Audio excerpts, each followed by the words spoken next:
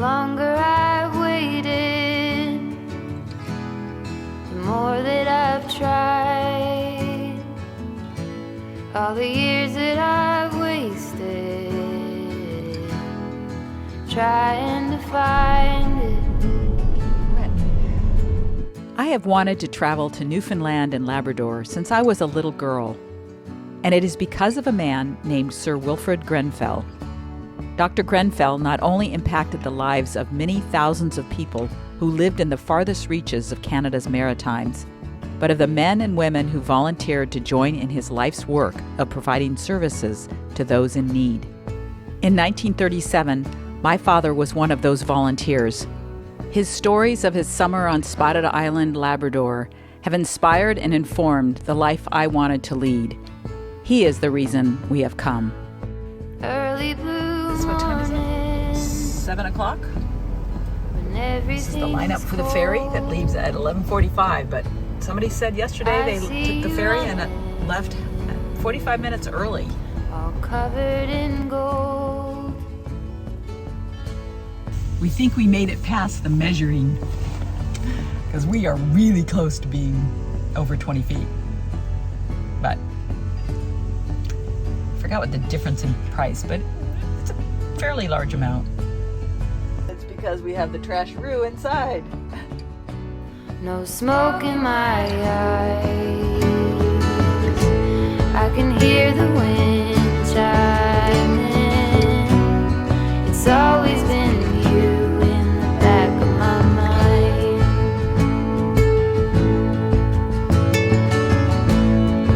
When there are others, I do the routine. I dance all along there, try to be seen. Then there's a feeling, you know what I mean. I let it all go out the window. No smoke in my eyes, I can hear the wind chiming. It's always been you in the back of my mind.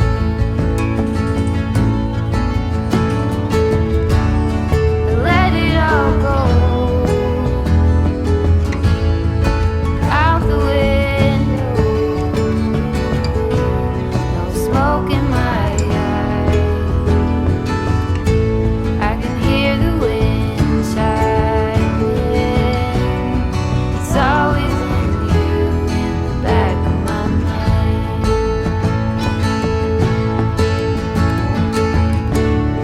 It's always been you in the back of my mind. This is what you look like after trying to sleep in a lounge chair. With guys snoring all around you. We are now on Newfie time, 4.5 hours ahead of Pacific time and unique to this one Canadian province. That's because Newfoundland and Labrador were a separate dominion when time zones were established, and the public has fiercely protected their quirky attribute. 1 week is not nearly enough time to explore Newfoundland, but we were determined to make the most of it despite my lack of planning.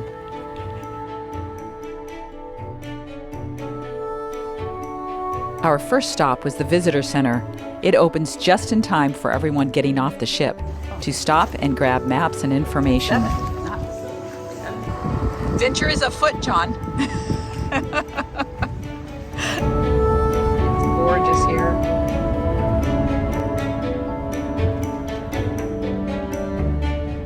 And then we got your no colored handle. Oh, it's got a little green thing around it. But we're not sure what that red one back there is for. Off-road diesel. It's off-road diesel? We noticed that there are quite a few campers that are just pulled over and sleeping probably.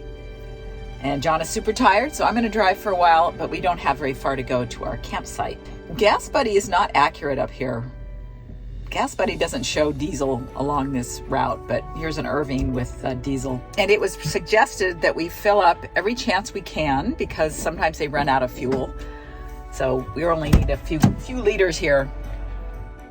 I had made one reservation before our arrival, and that was at a provincial park not too far away to allow us time to catch up on our sleep.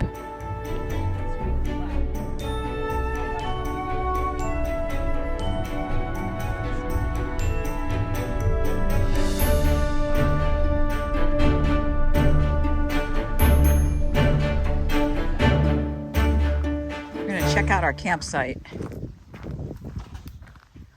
Okay. There must be a trail to the water. Here it is. Look at this. Nice. When we checked into our campsite, the guy said there is Wi-Fi at the green building. All the buildings are green. Probably slept pretty hard for 2 hours, but before that we got our laundry done, had a really nice chat with some locals, and they have an accent that's sounds a little Irish. It's interesting. And then I made a reservation for a boat tour tomorrow. It's called the Western Brook Pond Tour or something. It's supposed to be pretty cool. Laundry, showers, and another green building, and a green container. There's the green building with the Wi-Fi. We have found it. You answer yes by, but does it mean yes or does it mean no? It means yes. It does mean yes. Yeah. Oh, okay. We just had a great conversation with a couple of local kids. One was 15, one was 13. They were showing me all kinds of clips of sports and stuff that they like. They have these like cushion pads that they slide down snowy hills on. They said, "Do you know any Newfie slang?" I said, "No." And they said, "Well, yes by." And it's like, well, what does yes by mean? Well, if somebody asks you a question, I guess a yes or no question, then you answer yes by. I think it means yes. I don't know. Oh, and they said they use the term mutta fada. And I said, well, do you know the Camp Granada song? They'd never heard of it. So I played it for them.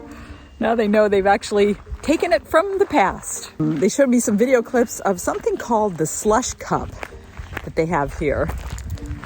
And looks kind of wild. They asked us if we thought it was cold because we're all bundled up and they were in shirts, sleeves, and shorts. There are some beautiful campsites down here at the water.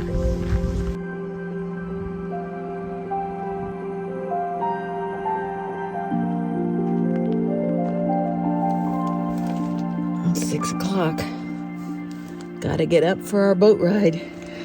26 minutes. I think we are ready to go. Our boat ride is at 11. We're going to try to get there an hour early because you have to walk 3 kilometers down to the water. And Google says it's 2 hours, but Google time here is really bad. I think it's probably closer to 3 hours, so that's why we're leaving 3 hours early.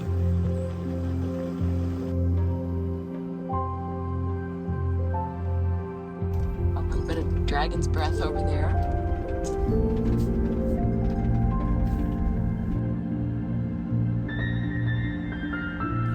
We are heading to Western Brook Pond in Grossmoor National Park.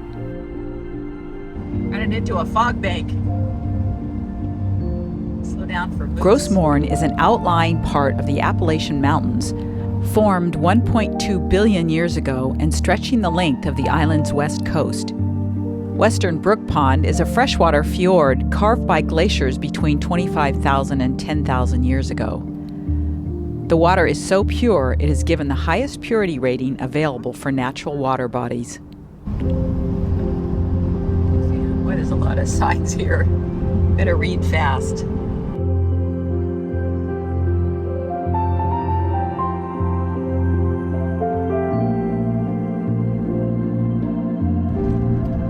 Look at that, look at that. That's where we're going. Big Grand Canyon looking thing. And we are off. To be honest, we could have done without the boat ride. It was too cold and too crowded. But the hike to the lake, the scones, the views, and the story of how they got the boat back there was worth it. That's funny.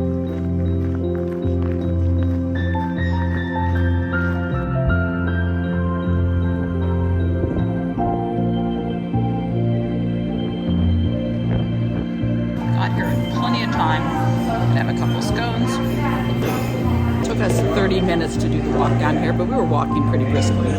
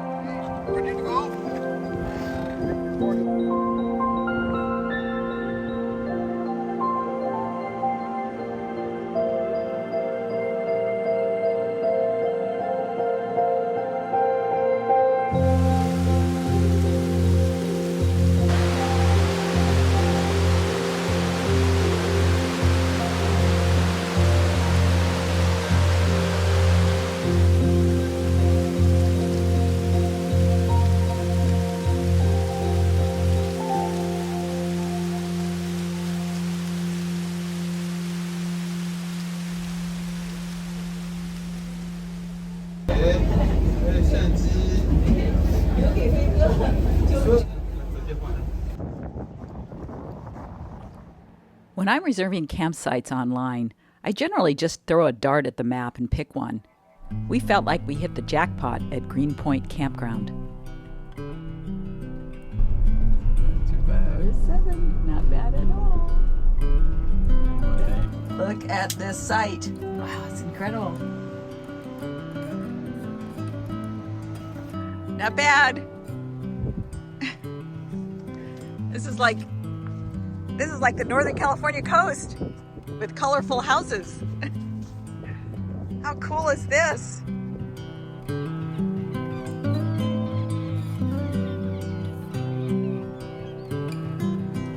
Really nice cleaning station. Let's go check out the restrooms. This has got to be the nicest camp shower I've ever seen. Wow. Look at that. Absolutely spotless. Does it have hooks? It only has one hook though, but it has a bench. We're gonna go on the coastal hike. It's supposed to be a trail here called Coastal Trail. Give that a try.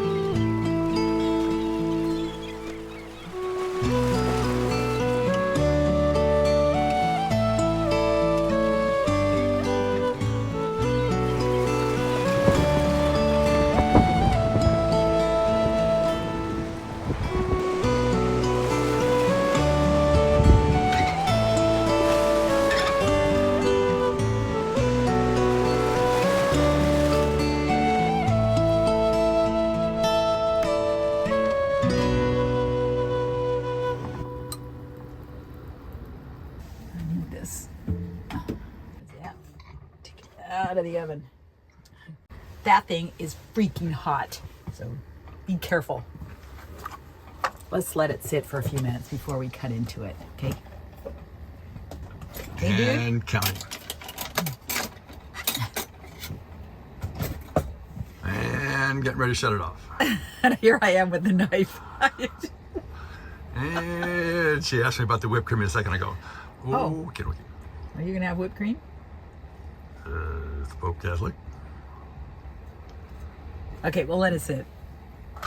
Just so the viewers understand, it has now been 45 seconds since she said she's going to let it sit on the counter and cool off. Maybe a quarter of a degrees Fahrenheit has cooled off, but it's.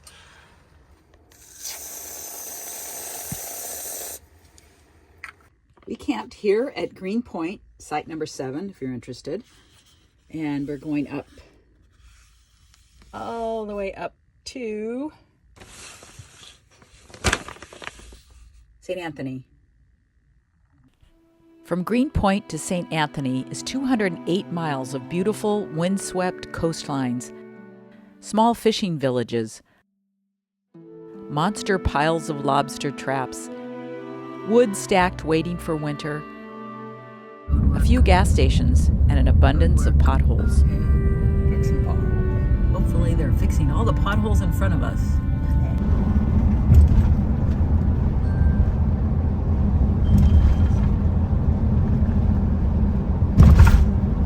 Hanging out there. Not working. No, the one on the right is. Don't you think? Yeah. That was a great stop. They had a sign that said bakery. These are Molasses Raisin cookies. Going to give those a try. Go ahead and open that, John. And a loaf of bread, because we were out of bread. And they were out of gas, but not diesel. So stop every chance you have, because you never know what they might be out of. Real good. Not too sweet. Okay. They taste like the bran muffins we just had. But the little molasses, they're good. We see some of the folks from the rally are coming down from St. Anthony. And there's somebody right there. I don't know who it is, but maybe they'll recognize themselves.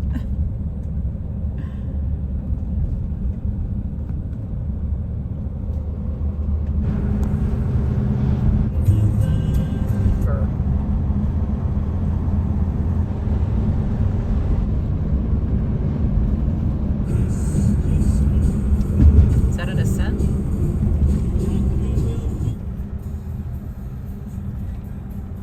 It's sometimes hard along this road to find a place to stop.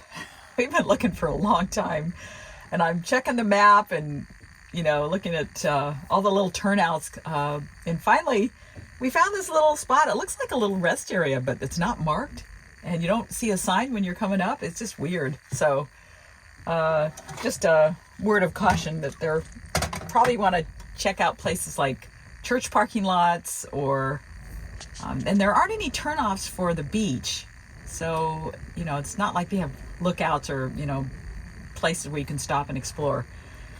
It's like they want to get you from point A to point B. And now we're making an egg sandwich, and this is how I make toast. And the ridge monkey, it's starting to brown up.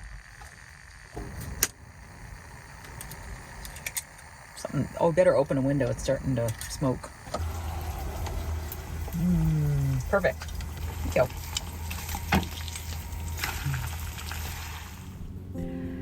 As we drove this rugged coast, my thoughts kept returning to my father's 1937 600-mile journey by boat along this same coast, from Portland, Maine to St. Anthony, and then on to Spotted Island, Labrador. He would have loved that I had come. To me, it felt like a homecoming. Here he is, in his own words, recorded before his death in 2015.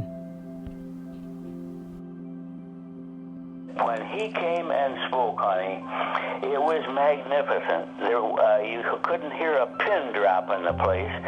And the people then, because he was speaking really basically on behalf of the Grenfell Association, he wanted money to put better stuff in his hospital and take care of the people better and such. I was told by Dad once, I think they raised $200,000 in that one day.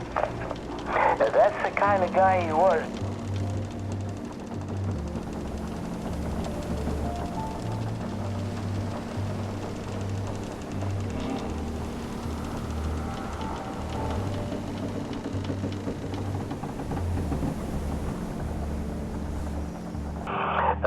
And I think probably that day when he talked to the people in the church, I think that was the beginning of our relationship.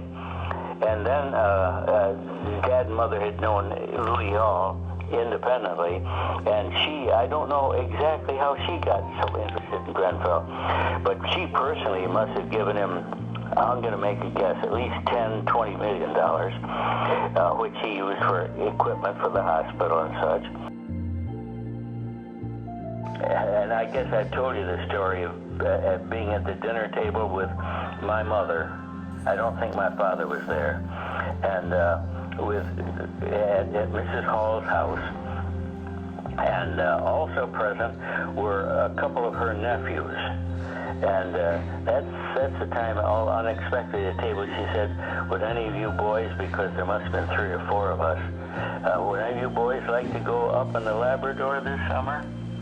And their answer, it was amazing. No, we don't want to do that. We got something else that's more fun. And I said, boy, I sure do.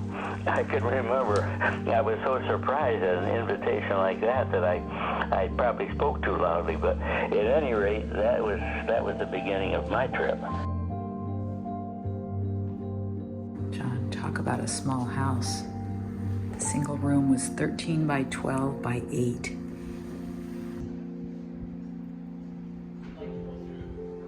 Here. Yeah, that's probably where it docked. There's also something up here. But I think she said it would have been out here. Yeah.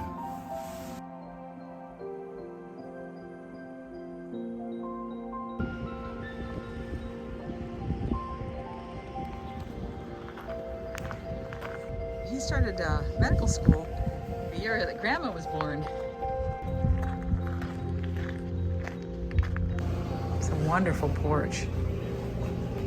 And the brown part of the hospital, that's a seniors complex. So, and that was built by Dr. John Gray.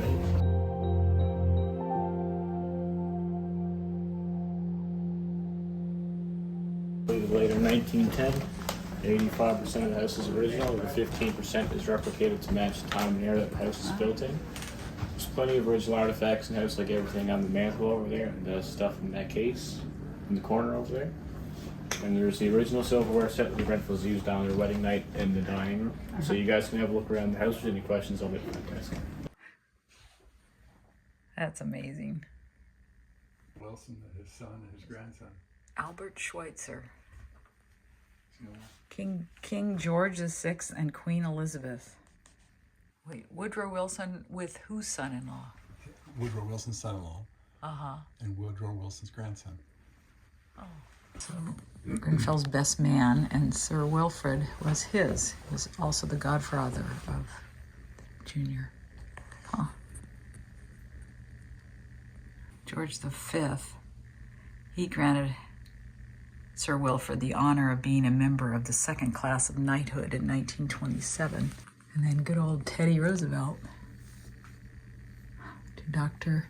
and Mrs. Grenfell, with all good wishes from Theodore Roosevelt, January 15th, 1913.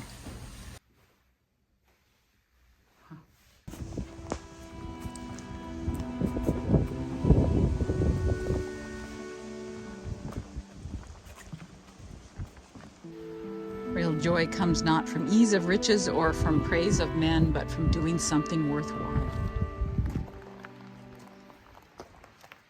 So the inset in the large boulder in front of you are the ashes of Sir Wilfred and Lady Grenfell, along with 4 other prominent figures who played significant roles in the ongoing development of the mission.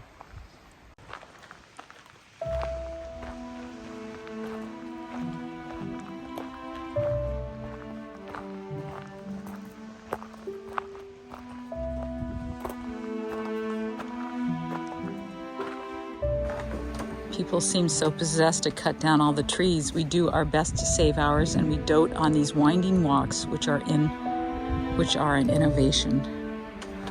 Wow, you can see.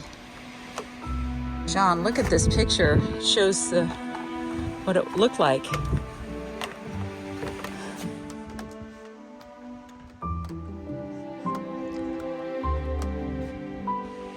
So we would have sailed in through there up to that point, and she said those two round buildings were coal, right?